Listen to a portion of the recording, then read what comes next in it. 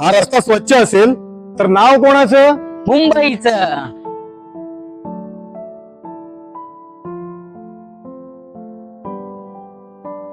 रस्त्यावर घाण असेल तर? अरे BMC वाले करतात तरी काय?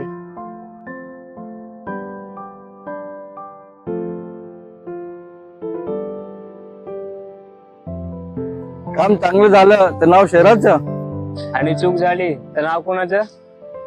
आमचं.